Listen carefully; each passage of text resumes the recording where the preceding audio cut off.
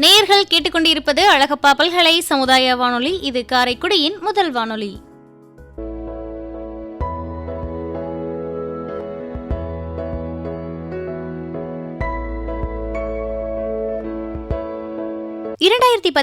ஆண்டு டிசம்பர் 20 ஐக்கிய நாடுகளின் பொதுசபை கூட்டத்தில் அரிய வனவிலங்குகளின் சர்வதேச வர்த்தக சாசனத்தில் அதிகாரப்பூர்வமாக ஒரு ஒப்பந்தம் செய்யப்பட்டது. அந்த ஒப்பந்தம் தான் உலக வனவிலங்குகள் தினமா கொண்டாடணும் அப்படிங்கிற ஒரு நோக்கத்தை முன்வச்சது. அதற்காக ஐக்கிய நாடுகளின் சபை உலக வனவிலங்குகள் தினமா மார்ச் 3 அறிவித்தது. இந்த தினத்தை பற்றி தான் நம்ம இன்னைக்கு பேச போறோம். இந்த தினம் பூமியில் இருக்கக்கூடிய உயிரினங்களை பல்வகைப்படுத்துவது மற்றும் இயற்கையை பாதுகாக்கும் நோக்கத்துடன் உலகில் இருக்கக்கூடிய காட்டு விலங்குகள், தாவரங்கள் பற்றிய விழிப்புணர்வை ஏற்படுத்துவதற்காக அனுசரிக்கப்பட்டது. பொதுவாகவே இந்த மாதிரி தினங்கள்ல நம்ம கொண்டாடுவது மட்டும் இல்லாம ஒரு விழிப்புணர்வை மக்களிடம் கொண்டு சேர்க்கணும் அப்படிங்கிறதுக்காக ஐக்கிய நாடுகள் சபை ஒரு கருப்பொருளை முன்வைக்கிறாங்க. அதே மாதிரி உலக வனவிலங்குகள் தினத்திற்கும் கருப்பொருள் அறிவிச்சிருக்காங்க. இந்த வருடத்திற்கான கருப்பொருள் என்னன்னா, சுற்றுச்சூழல் மறுசீரமைப்பிற்கான அழிந்து வரும் உயிரினங்களை பாதுகாப்பதுதான். சரி, இன்னைக்கு நம்ம அழகப்பா பல்கலை சமுதாய வானொலியில இந்த தினத்திற்கான சிறப்பு நிகழ்ச்சியா ஒரு சிறப்பு விருந்தினர் கூட நம்ம பேச போறோம். இவர் சமீபத்துல தமிழ்நாடு அரசின் வனத்துறை நடத்திய மாநிலம் தழுவிய பறவைகள் கணக்கெடுப்புல கடலூர் மாவட்டத்தின் குழு தலைவராக செயல்பட்டார். கடலூர் மாவட்டம் கரையோர பகுதிகளில் கடல் ஆமைகள் பாதுகாப்பிற்காக வனத்துறை அதிகாரிகளுடன் இணைந்து ஆலிவ் ரிட்லி அப்படிங்கிற கடல் ஆமைகளை பாதுகாப்பதற்காக தீவிரமா ஈடுபட்டிருக்கிறாரு. அதே மாதிரி அந்த ஆமைகளோட முட்டைகள் எல்லாத்தையுமே பாதுகாத்து சேகரித்து அந்த ஆமைகளோட முட்டை குஞ்சு பொறிச்சோன்னு அதை கடலுக்குள் விடும் பணியையும் மேற்கொண்டு வராரு. வன உயிரி புகைப்பட கலைஞராக வளர்ந்து வரும் இவர் தமிழ்நாடு, கேரளம், கர்நாடகம் போன்ற பகுதிகளில் வனப்பகுதிகளுக்கு சென்று புகைப்படங்களை எடுப்பது மற்றும் வன விலங்குகளை பாதுகாப்பது என தன்னார்வலராக பயணிக்கிறார். இவரின் தந்தை மருத்துவர் இளந்திரையன் குழந்தை அறுவை சிகிச்சை நிபுணராக பணிபுரிகிறார். தாய் செவ்விதழ் இல்லத்தரசியாக உள்ளார். வன உயிரிகளை பாதுகாப்பதில் பெற்றோர்களுக்கு இருந்த ஆர்வத்தில் தனக்கும் சிறு வயதிலிருந்தே ஆர்வம் ஏற்பட்டதாக கூறும் இவர் தனது 8 வயது முதலே பறவைகள் மற்றும் புகைப்பட சங்கத்தில் இணைந்து வன உயிரிகளை பாதுகாப்பதில் முக்கிய பங்கு வகிக்கிறார். வளர்ந்து வரும் வன உயிரி புகைப்பட கலைஞரான இன்பன் அவர்களுக்கு வயது 13. தற்போது கடலூர் மாவட்டத்தில் 8ஆம் வகுப்பு படித்து வருகிறார். வெறும் வன உயிரி புகைப்பட கலைஞராக மட்டுமல்லாமல் வன உயிரி பாதுகாவலராகவும் சேவையாற்றி வரும் இவரது பணிகள் தொடரவும் சிறப்பாக வளரவும் வாழ்த்துக்களுடன் நம்ம நிகழ்ச்சியை தொடங்கிடலாம்.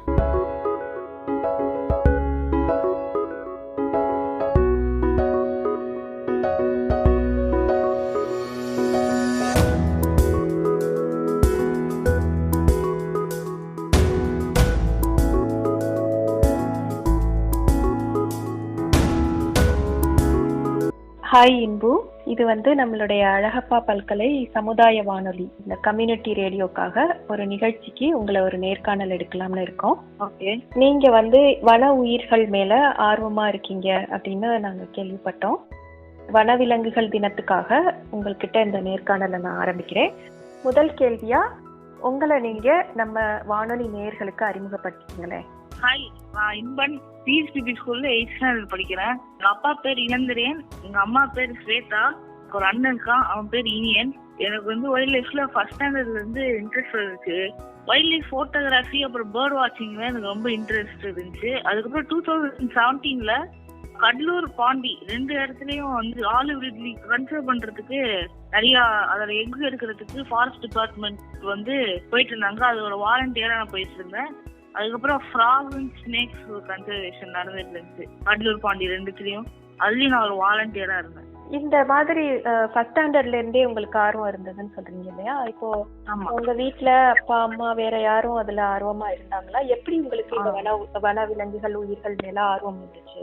அதுதான் எனக்கு ஆர்வம் வந்துச்சு. அப்பா முன்னாடில இருந்தே வைல்ட் லைஃப்ல இன்ட்ரெஸ்ட் இருந்துச்சு அவங்களுக்கு.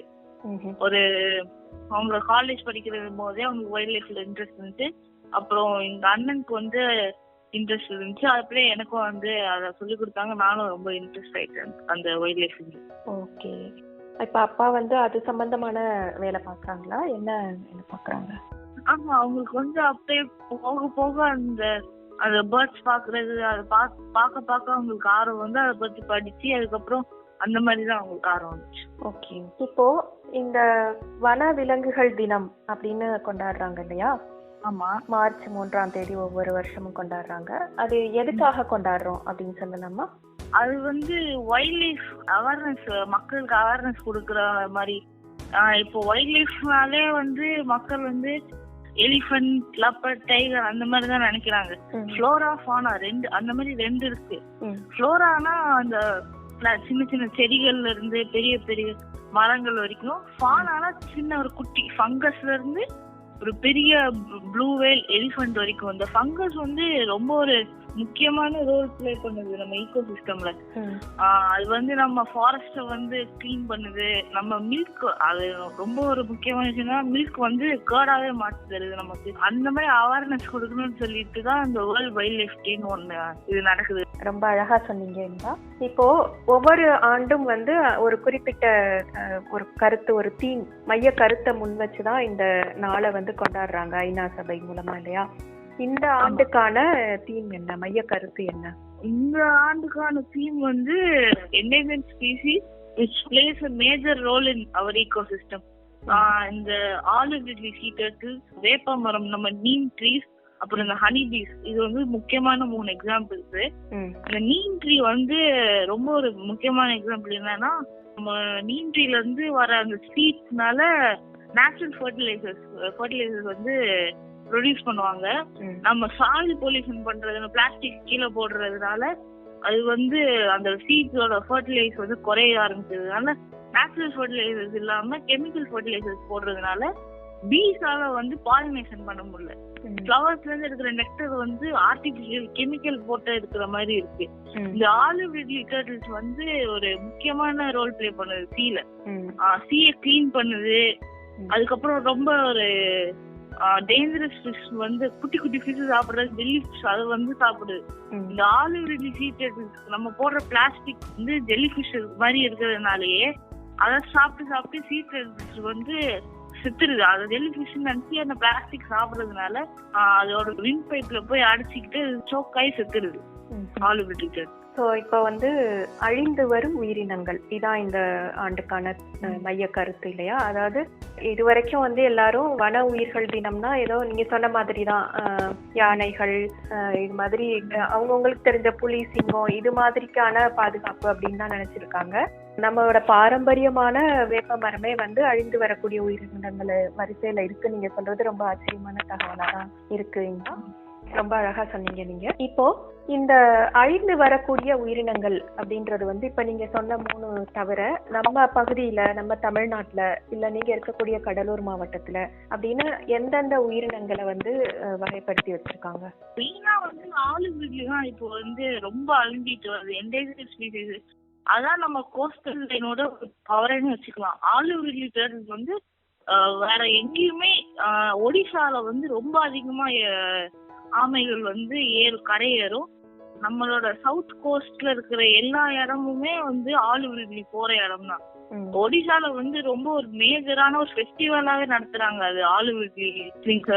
அந்த மாதிரி நம்மளோட சவுத் இந்தியன் கோஸ்ட் லைனோட பவரே வந்து ஆலிவ் ரிட்லி தான். ரொம்ப வந்து பிளாஸ்டிக் ஸ்டோக்காய் சாவறது, போட் நெட்ல மாட்டுறது, அது ப்ரீடிங் சீசன் அப்போ வந்து அது வந்து அண்டர் சீல இருந்து மேல கொஞ்சம் வரும் மேட்டிங்காக. அப்போ வந்து இந்த போட் எல்லாம் போகும்போது அதோட பிளிப்பர்ஸ்ல ஏறிடுது, இல்லைன்னா அதோட ஷெல்ல ஏறி அதனால அதுக்கப்புறம் ஸ்விம் பண்ண முடியாம வெளில வந்து நிறைய சாவுதுங்க.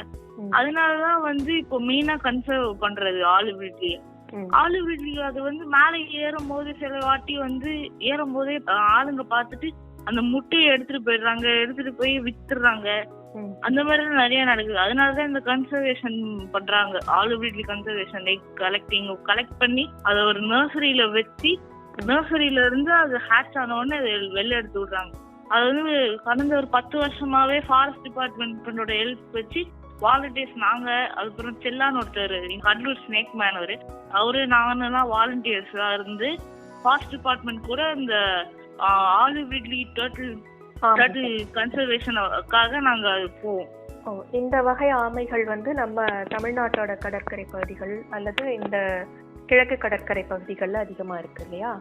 அதிகமா இருக்குது. இப்ப இதுல நீங்க தன்னார்வலர்களா நீங்க போய் கலந்துக்கிறீங்க அப்படிதானே? ஆமா.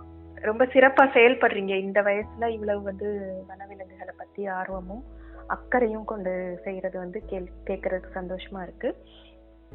இப்போ இது மாதிரி இந்த வனவிலங்குகளை பாதுகாக்கணும் அப்படின்னா அதுக்கு வந்து முதல்ல அவங்களுடைய வாழ்விடங்கள் இருக்கு இல்லையா, நீங்க சொன்னீங்க ஃப்ளோரான்னு சொன்னீங்க இல்லையா, இத வந்து நம்ம பாதுகாக்கணும் தானே. அதுக்கு என்ன மாதிரியான நடவடிக்கைகள் எடுத்துட்டு இருக்காங்க? அதுக்கு நாம ஹாபிட்டட் டிஸ்ட்ரக்ஷன் அப்படின்னு ஒரு மெயின் த்ரெட் அது வந்து வைல்ட் லைஃபுக்கு. அதுக்கப்புறம் நம்ம வந்து எப்படிலாம் அதை காப்பாத்தலாம்னா வெட்லேண்ட் ரீஸ்டோரிங் சொல்லுவாங்க. இப்போ வேடந்தாங்கல் பக்கத்துல இப்ப கூட ஒரு ரீசெண்டா 2 வருஷத்துக்கு 1 வருஷத்துக்கு முன்னாடி வேடந்தாங்கல் பேர்ட் சான்ச்சுரி கிட்ட ஏதோ ஒரு பெரிய மெடிக்கல் ஃபேக்டரி ஏதோ ஒன்று அதோட வேஸ்ட் எல்லாம் வந்து வேடந்தாங்கல் பேர்ட் சான்ச்சுரியில டம்ப் பண்றாங்கன்னு சொல்லிட்டு நிறைய வைல்ட் லைஃப் என்தூசியாஸ்ட் வந்து ப்ரொடெஸ்ட் பண்ணாங்க. அந்த மாதிரி பள்ளிக்கரணையில தான் ஒரு பெரிய டம்ப் யார்ட் போடுறதுனால நிறைய பேர்ட்ஸ் வர மாட்டேங்குது. நிறைய ஹியூமன் ஆக்டிவிட்டி அதிகமாக பேர்ட்ஸோட எண்ணிக்கை அப்புறம் அந்த ஹேபிட்டட்லாம் வந்து ரொம்ப கம்மியாயிட்டே வருது. டீஃபாரஸ்டேஷன் நிறைய இப்போ நம்ம மக்கள் நிறைய ஆக வந்து நிறைய இடம் தேவைப்படுறதுனால நம்ம ஃபாரஸ்ட் வந்து டீஃபாரஸ்டேஷன் பண்றோம். அப்புறம் வந்து நம்ம ட்ரீஸ் நிறைய பிளான் பண்ணோம். அதுக்கப்புறம் பீச்சஸ் எல்லாம் கிளீன் பண்ணோம். அதுக்கப்புறம் ஒரு ஸ்டோரி கூட இருக்கு. நிறைய வருஷத்துக்கு முன்னாடி ஒரு வில்லேஜ்ல வந்து ஒரு பாண்ட் இருந்துச்சு. அந்த பாண்ட்ல வந்து நிறைய ஒரு ஈகோ சிஸ்டம் ஃபுட் செயின் அந்த மாதிரி ஒன்று கிரியேட் ஆயிருந்துச்சு. ஃப்ராக்ஸ், இன்செக்ட்ஸ், பேர்ட்ஸ், ட்ரீஸ் அந்த மாதிரி ஒரு சுத்தி இருந்துச்சு. ஒரு சயின்டிஸ்ட் என்ன பண்ணாங்க, அது அந்த ஈகோ சிஸ்டம்ல இருக்க தவளையை மட்டும் வெளில எடுத்துட்டாங்க. அதுக்கு 5 வருஷத்துக்கு அப்புறம் அந்த இடத்துக்கு வந்து பார்க்கும்போது அந்த வில்லேஜ்ல இருக்கிறவங்களுக்கு நிறைய பேருக்கு டிசீஸ் வந்துச்சு. ஏன்னா அந்த தண்ணியில இருக்கிற ஃப்ராக்ஸ் எடுத்ததுனால டெங்கு, மலேரியா அந்த டிசீஸ் பரப்புற மஸ்கிட்டோஸ் அதிகமாக ஆரம்பிச்சிருச்சு. ஃப்ராக்ஸ் சாப்பிடுற வர அந்த கொக்குங்கள்லாம் வந்து அந்த இடத்துக்கு வராது இல்லாதனால அது கூட சேர்ந்து வர பேர்ட்ஸ் எல்லாம் வந்து எங்க வந்து எடுத்துட்டு வர சீட் பறிச்சு சாப்பிடுற சீட்ஸ்னால எடுத்துட்டு வந்து இங்க எச்சம் போடும் போது அந்த சாயில் ஃபர்டிலைஸ் ஆகும். அந்த சீடு வந்து அங்களுக்கு சாயில்ல இருந்து ஒரு ட்ரீயாக வளரும். அந்த ட்ரீயும் வளராம அது வந்து ஒரு அந்த புலமை இல்லாத மாதிரி ஆயிடுச்சு. ரொம்ப அருமையான கதை சொன்னீங்க. இது வந்து ஒரு செயின் இல்லையா, ஒரு சங்கிலி தொடர் மாதிரி ஒரு உயிரினம் வந்து இன்னொரு உயிரினத்தோட வாழ்க்கைக்கு வந்து சம்பந்தப்பட்டிருக்கு அப்படிங்கறதோட இந்த உயிரினங்கள் தான் மனிதனோட வாழ்க்கை ஆரோக்கியமா இருக்கிறதுக்கும் காரணமா இருக்கு இல்லையா. இப்போ இது தவிர பறவைகள், இப்ப தவளைகள் பத்தியும் நீங்க வந்து நிறைய இது பண்ணிருக்கீங்க இல்ல, ஸ்டடி பண்ணிருக்கீங்க இல்லையா? ஆமா. அத பத்தி ஏதாவது குறிப்பா சொல்ல முடியுமா? நம்ம பகுதியில இருக்கக்கூடிய தவளை வகைகள் பத்தி. நம்ம பகுதியில இருக்கிற தவளைகள் வந்து அவ்வளவா வந்து யாருமே ஏன்னா காமன் ஸ்பீசிஸா தான் இருந்துச்சு. நம்ம கோஸ்டல் சைடுல இருக்கிறதுனால எல்லாமே காமன் ஸ்பீசிஸ் தான். இந்தியன் ட்ரீ ஃப்ராக்னு சொல்லுவாங்க. அப்புறம் காமன் இந்தியன் டோட், அதுதான் எங்க பார்த்தாலும் நம்ம பாக்குறதா இருக்கும். அப்புறம் ஸ்ரீலங்கன் பெயிண்டட் ஃப்ராக்னு ஒண்ணு இருக்கு. அந்த மாதிரிதான் ரொம்ப காமனான ஸ்பீசிஸ் தான் நம்ம கோஸ்டல் சைட்ல இருக்கிறதுனால. கொஞ்சம் இப்படி வந்து வெஸ்டர்ன் காட்ஸ்ல வந்து பாத்தீங்கன்னா அந்த அகும்பேன்னு ஒரு இடம் இருக்கு. அந்த இடம் வந்து special for frogs and snakes தான். நாங்க இப்போதான் ஒரு ரீசெண்டா 2019ல ஒரு போட்டோகிராஃபரோட எம்.வி. ஸ்ரீராம் டாக்டர் போட்டோகிராஃபி அவரோட அகும்பேக்கு ஒரு ட்ரிப் போயிருந்த போதுதான் எனக்கு வந்து ஃப்ராக் அப்புறம் இந்த ரொம்ப சின்ன சின்ன மைக்ரோ ஆர்கானிசம்ஸ் அந்த ஸ்பீசிஸ் மேல வந்து எனக்கு ஆர்வம் வந்தது. 2019 அவர் கூட போயிருந்த போதுதான் ரொம்ப அருமையா இருந்தது. ஃப்ராக்ஸ் பத்தி ரொம்ப நிறைய கத்துக்கிட்டேன். மலபார் ட்ரீ ஃப்ராக்னு ஒண்ணு இருக்கு, மலபார் கிளைடிங் ஃப்ராக்னு ஒண்ணு இருக்கு. அது வந்து கிளைட் பண்ணும் ஒரு மரத்துல இருந்து இன்னொரு மரத்துக்கு. அது தாவும் போதே கிளைட் பண்ணிட்டே தான் போகும். அதுக்கப்புறம் மலபார் பிட் வைப்பர்னு ஒண்ணு இருக்கு. அது வெறுமான இந்த வெஸ்டர்ன் காட் சைட்ல மட்டும்தான் அதை பார்க்க முடியும். அதனாலதான் அது பேர் மலபார் பிட் வைப்பரு. அப்புறம் மூணார்ல ஒருத்தர் இருக்கார் ஹேட்லி ரஞ்சித்னு. அவரு வந்து special for frogs and snakes தான். அவரு கூட ஒரு வாட்டி இப்போதான் ரீசெண்டா ஒரு 1 month முன்னாடி போயிருந்த போதுதான் அவரு கூட போயிருந்த போது நிறைய விஷயங்கள்லாம் கத்துக்கிட்டோம். அந்த மேக்ரோ போட்டோகிராஃபின்னு ஒண்ணு இருக்கு. அது அந்த ஃப்ராக்ஸ் மட்டும் போட்டோ எடுக்கிற மாதிரி கிட்டத்தட்ட அந்த மாதிரி நிறைய விஷயங்கள் இருக்கு. அது படிக்க நிறைய போயிட்டே இருக்கும். இப்ப இந்த தவளைகள் வந்து இந்த எக்கோசிஸ்டம், அதாவது சுற்றுப்புற சூழல்ல வந்து அதனால என்ன நன்மைகள், இல்ல அந்த செயினை எப்படி அது மெயின்டைன் பண்றதுக்கு உதவுது? அதான் ஓவர் பவர் ஆஃப் இன்செக்ட்ஸ் இருக்காது. அந்த ஃப்ராக் சாப்பிடுறதுக்குன்னே சில பேர்ட்ஸ், அதாவது எக்ரெட், பெயிண்டட் ஸ்டாக்ஸ், அந்த மாதிரி நிறைய பேர்ட்ஸ் இருக்கு. இப்போ அந்த ஃப்ராக் அந்த ஈகோ சிஸ்டம்ல இல்லைன்னா அதுங்களும் அழிஞ்சிரும். அந்த மாதிரி நிறைய. இப்போ எங்களுக்குலாம் முன்னாடி இந்த பக்கத்துல காரைக்குடி இந்த பக்கத்துல கொஞ்சம் மழை பெஞ்சா கூட தவளைகள் வந்து வீட்டுக்குள்ள எல்லாம், வீடு அந்த பக்கம் முற்றத்துல எல்லாம் நிறைய வரும். ஆனா இப்பெல்லாம் நாங்க வந்து நிறைய தவளைகளை பார்க்கவே முடியல, என்னதான் எவ்வளவு மழை பெஞ்சாலும் பார்க்க முடியல. ஆனா அதனால நீங்க சொன்ன மாதிரி இந்த பூச்சிகள் வருதுல்ல, அது வந்து அதிகமா இருக்கிற மாதிரிதான் தெரியுது. மழைக்கு அடுத்து ஒரு 2-3 நாள்ல பூச்சிகளோட வரத்து அதிகமா இருக்கு. அதுக்கு நீங்க சொல்ற காரணமா தான் இருக்கும்னு நினைக்கிறேன்ல. அது ஏன்னா நம்ம வந்து அதுங்க இருக்க வேண்டிய இடத்தையே நம்ம வந்து வீடு கட்டி அந்த இருக்கிற இடத்தையே நம்ம வந்து குட்டி குட்டி பாண்ட்ல தான் இருக்கும். அது அந்த இடத்துலயே நம்ம வீடு கட்டி அந்த ஃப்ராகே இல்லாமலே ஆக்கிடுறோம். எங்கேயுமே மணலே இல்லாம மொத்தமா சிமெண்ட் தளம் டைல்ஸ் போட்டு மூடிடுறோம்ல, அதனால இல்லைன்னு நான் நினைக்கிறேன். கிணறு எல்லாம் இல்ல முன்னாடி இந்த மாதிரி, எல்லாம் போர்வெல் க்ளோஸ்டா இருக்குது.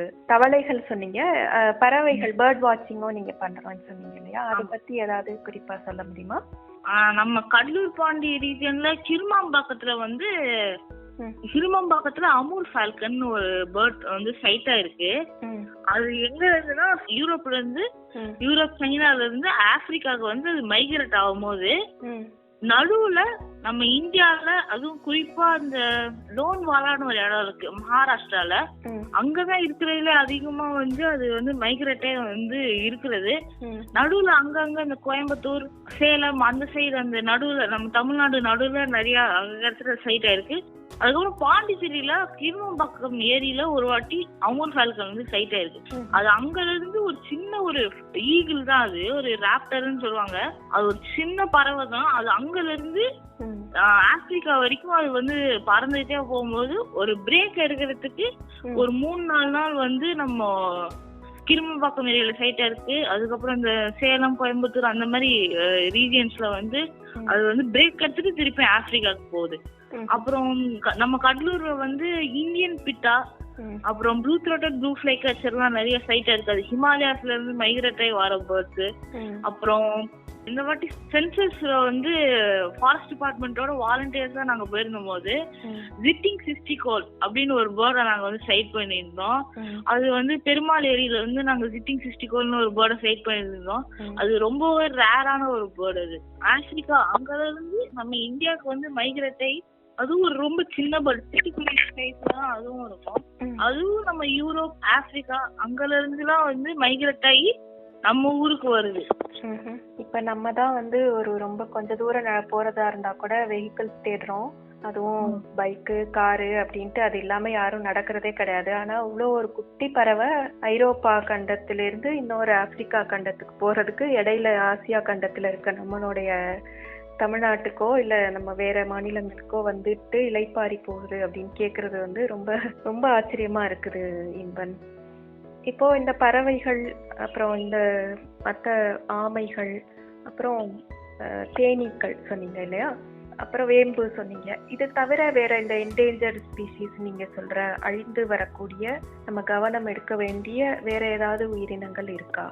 ரெட் பேண்டான்னு ஒரு ஹிமாலயாஸ்ல தான் இருக்கு. ரெட் பேண்டா அது ரொம்பவே பாதுகாக்கப்பட்ட ஸ்னோ லெப்பர்ட். ஸ்னோ லெப்பர்ட் வந்து இருக்கிறதுல அதான் இருக்கிறது என்டேஞ்சர், கிரிட்டிக்கலி என்டேஞ்சர்னு சொல்லுவாங்க. என்டேஞ்சர் ஒண்ணு இருக்கு, கிரிட்டிக்கலி என்டேஞ்சர் ஒண்ணு இருக்கு. அந்த மாதிரில அது கிரிட்டிக்கலி என்டேஞ்சர் ஸ்பீசிஸ்ல ஸ்னோ லெப்பர்ட் ஒண்ணா இருக்கு. அது இந்தியால மட்டும்தான், இந்தியா சைடுல மட்டும்தான் ரொம்ப அதிகமா, அதாவது ஓவராவே 200 to 250 தான் இருக்கு. அது இந்தியால நிறைய இருக்கு. அதுவும் மெயினா ஸ்பிட்டி வேலின்னு ஒரு இடம் கரெக்டா ஹிமாலயாஸ் கிட்ட, அங்க வந்து இதோட சீசன் வந்து இப்ப அது வந்து அதாவது ஹைபர்னேஷன்ல இருந்து கொஞ்சம் வெளியே வர நேரம். அது ஸ்பிட்டி வேலியில மட்டும்தான் அது வந்து பார்க்க முடியாது.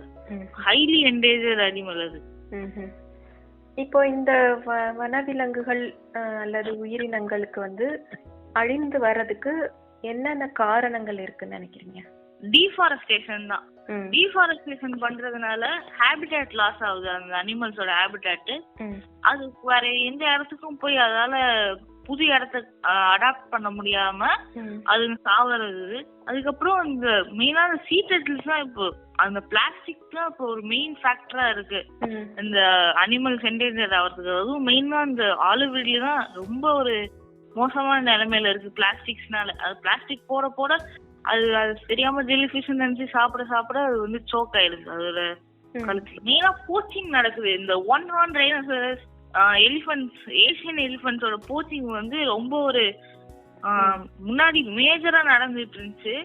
இப்போ அது கொஞ்சம் கொஞ்சமா ஃபாரஸ்ட் டிபார்ட்மெண்ட் வந்து அதை குறைச்சிக்கிட்டே வந்துகிட்டு இருக்காங்க.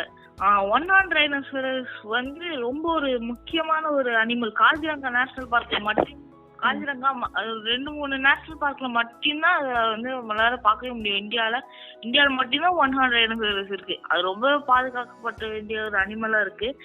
ஏசியன் எலிஃபன்ட்ஸ் வந்து இப்போ அது டஸ்க் எடுக்க அதால ஃபைட் பண்ண முடியாது. மத்த யானைகள் கூட டஸ்கால ஃபைட் பண்ண முடியும். இப்ப போர்ச்சர்ஸ் வந்து அதை கொன்னுட்டு தான் வந்து அந்த டஸ்கை வெட்டி எடுத்துட்டு போயிடுவாங்க.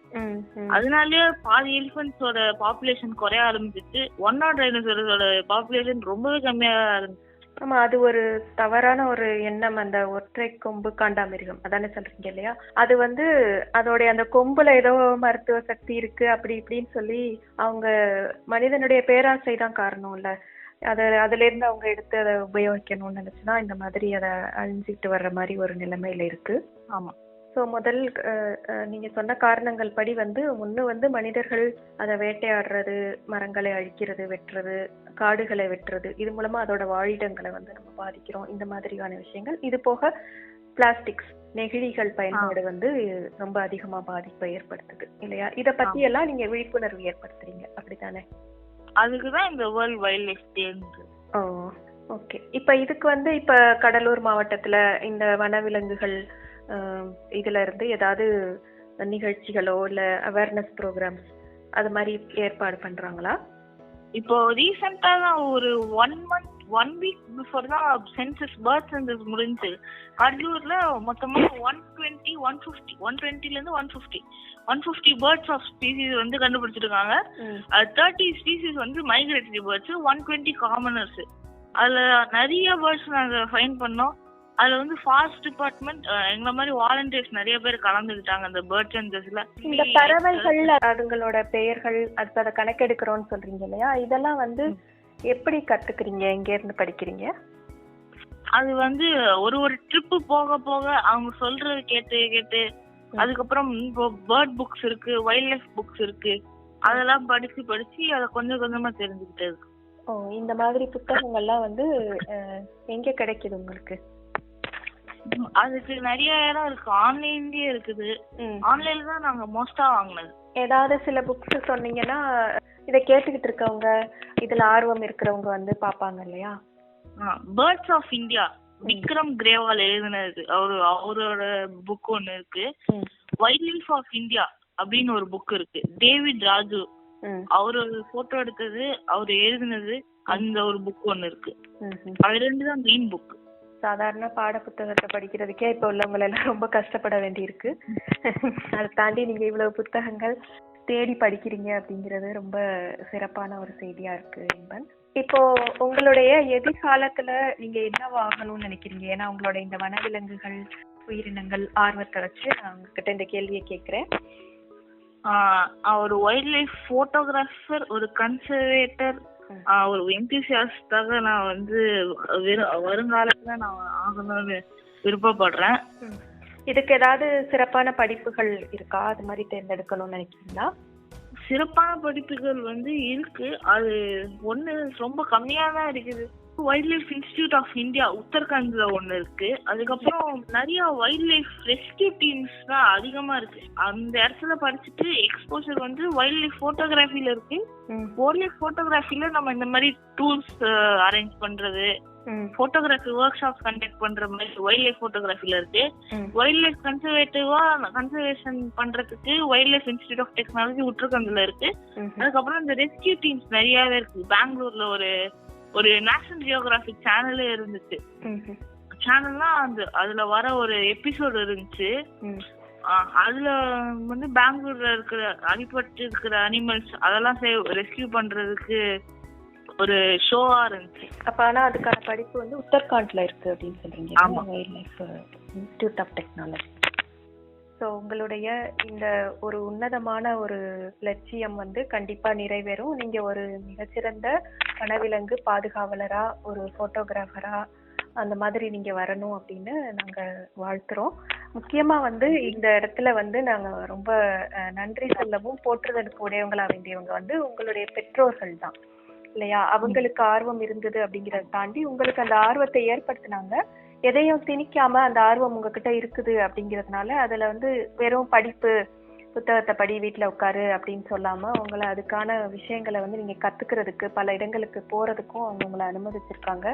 அப்படிங்கிறப்போ அவங்களுக்கு நாங்க ரொம்ப நன்றி சொல்லிக்கிறோம். இப்படியான பெற்றோர்கள் வந்து வாய்க்க பெற்ற நீங்களும் வந்து ரொம்ப கொடுத்து வச்சவங்க. ஆமா, மெயினா வந்து ஒருத்தர் இன்ட்ரடியூஸே பண்ணி ஆகணும். அவருதான் சுவாமிநாதன். அவர் வந்து ஒரு ரொம்பவே ஒரு பெரிய ஹெல்ப்போட ஒரு ஃப்ரெண்டாவே எனக்கு இருந்தார். ரொம்ப பெரிய ஃப்ரெண்ட் அவரு. அவங்கதான் நம்ம சமுதாய வானொலியில இந்த உலக சதுப்பு நில நாள் வெட்லாண்ட்ஸ் டே இருக்கு இல்லையா, அப்போ வந்து அவங்கள நாங்க பேட்டி எடுத்தோம். நீங்க சொன்னீங்கல்ல அந்த பறவைகள் கணக்கெடுப்பு கடலூர் மாவட்டத்துல எடுத்தோம்னா அந்த செய்திய நாங்க பார்த்தோம். அதுல இருந்துதான் சாரை நாங்க கூப்பிட்டு ஒரு நேர்காணல் எடுத்தோம். அவங்கதான் உங்களை வந்து சொன்னாங்க, இந்த மாதிரி ஒரு சின்ன பையன் இருக்காங்க இன்பன் சொல்லிட்டு, அவங்க வந்து ரொம்ப வைல்ட் லைஃப்ல மாஸ்டர் அவங்க அப்படின்னு சொல்லிட்டு உங்களை வந்து கான்டாக்ட் பண்ணி கொடுத்தாங்க. அவருக்கும் நானும் சுவாமிநாதன் சாருக்கும் நன்றி சொல்லிக்கிறேன். நீங்க சொல்லுங்க.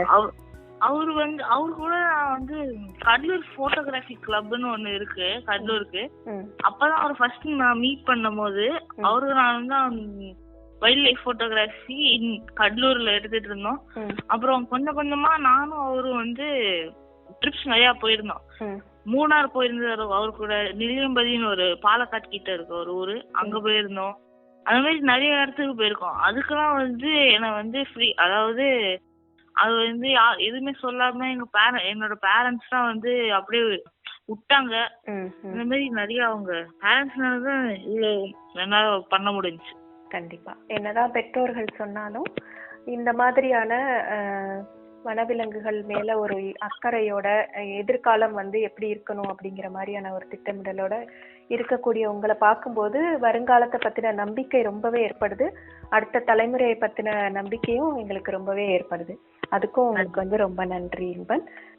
இன்னொரு சந்தர்ப்பத்துல இன்னும் நிறைய தகவல்களோட உங்களோட இன்னும் அதிகமான தகவல்களோட உங்களை வந்து சந்திக்கணும், இந்த வானொலிக்கு செய்திகளை கொடுக்கணும்னு நினைக்கிறேன். அது வரைக்கும் இப்போதைக்கு அழகப்பா பல்கலை சமுதாய வானொலி சார்பா உங்களுக்கு நன்றியை தெரிவிச்சுக்கிறேன்.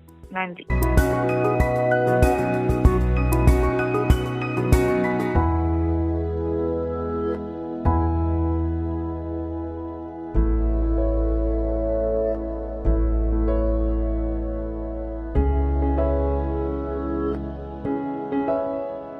உலக வனவிலங்குகள் தினத்தையொட்டி நம்ம அழகப்பா பல்கலை சமுதாய வானொலியில வளர்ந்து வரும் வன உயிரி புகைப்பட கலைஞரான இன்பன் நம்ம கூட நிறைய தகவல்களை வன உயிரிகள் பற்றியும் விலங்குகளோட பாதுகாப்பு பற்றியும் நம்ம கூட பகிர்ந்துகிட்டாரு. மீண்டும் ஒரு நல்ல வாய்ப்பில் அவரை சந்திப்போம். அழகப்பா பல்கலை சமுதாய வானொலியின் சார்பாக இவரது பணிகள் தொடரவும் சிறப்பாக வளரவும் வாழ்த்துக்கள். இந்த நிகழ்ச்சியானது நம்ம அழகப்பா பல்கலை சமுதாய வானொலி மற்றும் அழகப்பா பல்கலைக்கழகத்தின் இன்டர்நெட் ரேடியோ, ஸ்பாட்டிஃபை, கூகுள் பாட்காஸ்ட்லையுமே ஒளிபரப்பு செய்யப்படும். இந்த நிகழ்ச்சி நேயர்களாகி உங்களுக்கு ரொம்ப பிடிச்சிருந்துச்சுன்னா நம்ம அழகப்பா பல்கலை சமுதாய வானொலியின் மின்னஞ்சல் முகவரிக்கு உங்களுடைய கருத்துக்களை நீங்க அனுப்பலாம். கருத்துக்கள் அனுப்ப வேண்டிய மின்னஞ்சல் முகவரி comradio@alagappauniversity.ac.in. நன்றி நேயர்களே.